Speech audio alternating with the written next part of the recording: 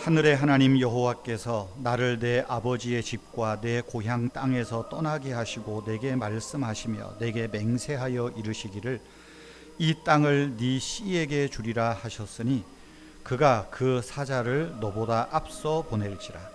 네가 거기서 내 아들을 위하여 아내를 택할지니라.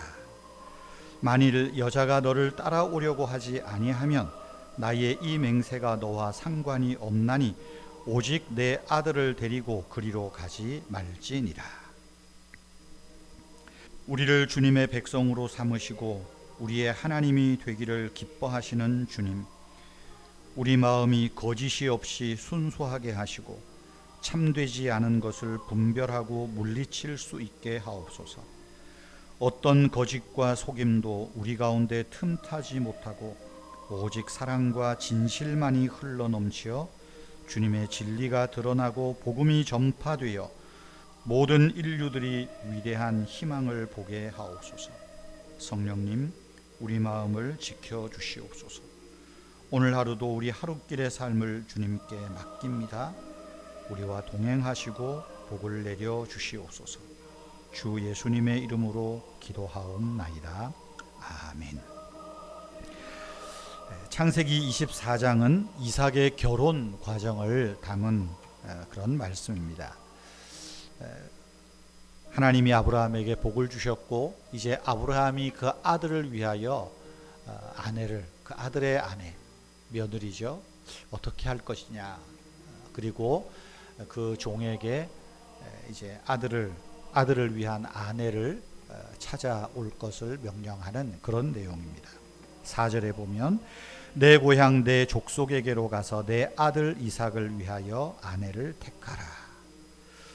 24장 제일 마지막 절에 보면 이삭이 리브가를 인도하여 그의 어머니 사라의 장막으로 들이고 그를 맞이하여 아내로 삼고 사랑하였으니 이삭이 그의 어머니를 장례한 후에 위로를 얻었더라. 이렇게 24장은 끝을 맺고 있습니다. 여러분, 요즘은 결혼에 대한 인식이 과거와는 상당한 차이를 보입니다. 그래서 요즘은 결혼이라는 말을 하기가 쉽지 않습니다. 독신자들이 많고 비혼주의자들도 많고, 그런가 하면 결혼 없는 동거 생활을 하는 분도 많습니다. 오랜 결혼관과는 전혀 다른 현상들이 나타납니다. 이처럼 결혼에 대한 생각이 많이 달라져 있는 현실 속에서 우리가 삽니다. 우리가 마음을 열어놓고 생각하면 이런 요즘 시대에서 결혼을 꼭 해야만 하는 것은 아닌 것 같습니다. 성경에도 보면 독신으로 평생 홀로 사신 분들도 많이 있기 때문입니다. 여러분, 그러나 결혼은 하나님께서 남녀에게 허락하신 가장 뜻깊고 축복된 만남인 것은 부인할 수 없는 사실입니다. 하지만 자기 마음에 드는 결혼 배필을 만난다는 것 결코 쉬운 일이 아닙니다.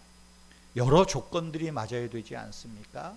그러다 보니 요즘은 결혼에 대한 인식이 아까 말씀드린 대로 점점 이렇게 흐릿해지는 현상이 있습니다. 특별히 우리 그리스도인들은 결혼의 다양한 조건 중에도 신앙적인 조건까지 고려해야 되기 때문에 더욱 그렇습니다. 내가 선택하는 사람과 마음도 맞아야 되고 생각도 맞아야 되고 하나님의 뜻도 맞아야 되고 신앙 스타일도 맞아야 하기 때문입니다. 이삭의 결혼 과정에서 우리가 이 결혼에 담긴 하나님의 교훈을 생각할 수 있습니다. 첫째로, 결혼이라는 것은 하나님의 섭리 가운데서 일어난 필연적인 만남으로 이루어진다는 사실입니다. 아브라함의 종 엘리멜렉이 리브가를 만나는 과정은 리브가를 만나는 것은 우연처럼 보이지만 하나님이 이 일을 준비하셨다는 거죠. 아브라함은 그것을 믿었어요. 하나님, 그가 너보다 앞서가서 준비하리라. 이삭의 아내를 하나님이 준비하고 계신다. 하나님의 필연적 사건을 믿었던 것이죠. 이삭과 리브가의 만남이 그랬듯이 여러분, 우리의 결혼 역시 우연처럼 보이지만 남녀의 필연적인 만남, 다시 말하면 하나님의 뜻 가운데서 이루어진 만남이었다는 것을 기억해야 됩니다. 그렇다면 결혼 생활이란 부부가 필연적인 만남을 지켜야 하는 책임과 사명이 함께 있다는 것도 잊어서는 안 됩니다. 결혼은 필연적 만남을 지키고 발전시켜 가야 할 사명과 책임이 있다는 것입니다. 두 번째로 결혼의 목적에 대한 교훈입니다. 결혼의 목적은 거룩함입니다. 남녀가 결혼하는 것은 서로를 향한 순결의 서약입니다. 그리고 서로를 향한 거룩함의 다짐이기도 합니다. 우리는 결혼을 통하여 행복을 꿈꿉니다. 그러나 결혼의 목적은 행복이 아닙니다.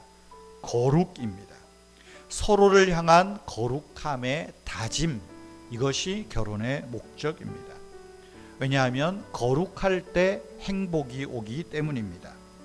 그런 면에서 그리스도인에게 결혼은 믿음의 여부와 신앙의 조건뿐 아니라 서로에게 신의와 순결과 거룩을 지키는, 그래서 거룩함을 이루어가는 이 목적을 위한 것이 결혼에 담겨 있다 하는 것을 기억해야 합니다.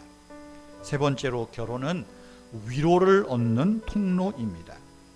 이삭이 리브가를 아내로 맞고 사랑하였다. 그리고 위로를 얻었다. 67절에서 말하고 있지 않습니까? 성경은 부부를 서로를 돕는 배필이라고 하였습니다. 서로를 돕는 배필, 서로 사랑하고 위로하고 힘을 주고 응원하고 함께 울고 함께 웃는 이 아름다운 관계, 위로를 얻는 통로라는 것입니다. 돕는 배필로서 부부가 서로 위로를 나눌 때 전도서 4장 12절 말씀대로 두 사람이면 능히 어려움도 이길 것이니라.